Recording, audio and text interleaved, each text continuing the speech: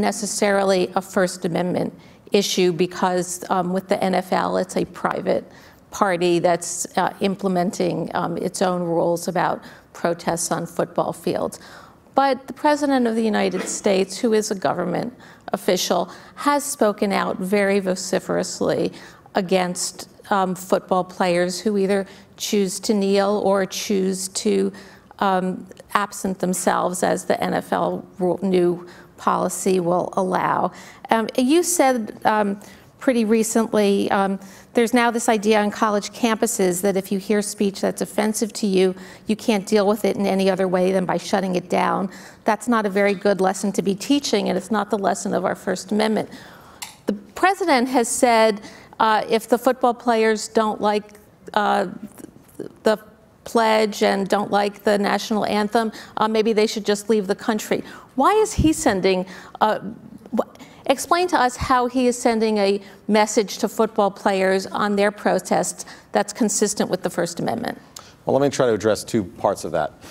So college campuses, first of all, when we file these statements of interest, they are in cases where they are state-run universities where you have government actors who the First Amendment applies.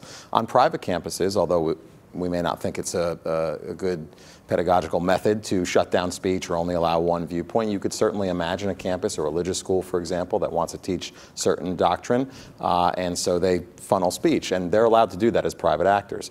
Public actors are not. Now, the NFL, as you say... Can I just interrupt you for 1 second there? Wouldn't your position also apply to private universities that accept federal funding? Well, it depends what conditions there are in the federal funding. So, that might be a question of the specific funds that are at issue. But writ large, state actors, the First Amendment absolutely applies. And so those are the most basic cases. When you get into funding, it really depends what conditions are on the funding. But to go back to your earlier question, the NFL and the players are private entities, and so they can engage in a debate. The owners and the players can have a debate. And as for the President of the United States or any other government official, they have a bully pulpit. They're allowed to, as politicians and as leaders of the country, express a view. And let's face it, these protests, the kneeling, it is about public issues. And so the whole point is to engage in a debate over those issues. On the one hand, the government expresses enormous solicitude for free speech through the intervention that you did. On the other hand, the president doesn't seem to have such solicitude for free speech in his tolerance or lack thereof of the NFL players. I think he's engaging in the debate.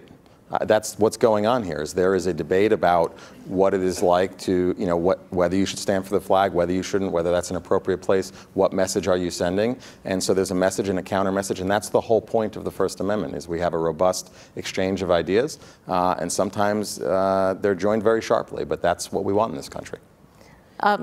Suzanne, yeah, you sure. looked like you wanted to jump in there. Well, it's hard not to. I think, I think it would be one thing if this was just a matter of political speech, but I think the president has made clear through his relationships to the owners that he wants to see players benched and punished. He's called them sons of bitches. I mean, this is from the president of the United States. So, I think that the fact that we've seen players who have been punished, whose careers perhaps have been ruined, as a result of the president's threats and rhetoric and intervention to punish speech is alarming. I mean, to me, it's one step removed, but it certainly implicates the First Amendment when the president goes after protected acts of political speech, which these unquestionably are. There have also been cases on campus, for example, at Kennesaw State, the cheerleaders who took a knee, and then were taken off the field. That's a public university. So, I'd be interested in seeing the Justice Department intervene in support of those cheerleaders' rights. I think some of the points you've made in your briefs where you have intervened are very valid, and they're genuine concerns about free speech on campus, but it's extremely important that the Justice Department show an even-handed approach and intervene equally in cases coming from the suppression of speech from the right and the left, and that's not what we see so far. I think there's another element that has to be brought in here, which is the broader climate of civil rights enforcement and what we see on campus.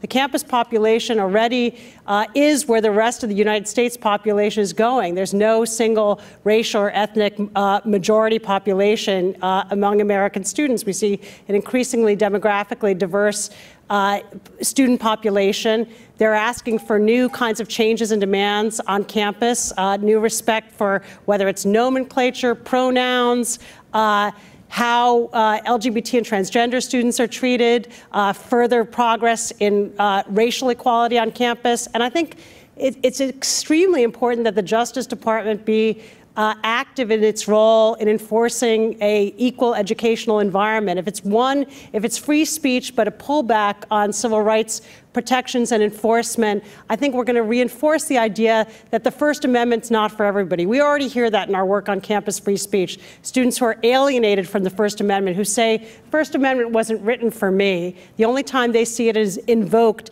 is to protect speech that offends and targets them. I think there's a very real risk we run that the First Amendment comes to be seen as associated with a particular political agenda. And it's crucially important that you defend a campus that is open both to all ideas and to all people.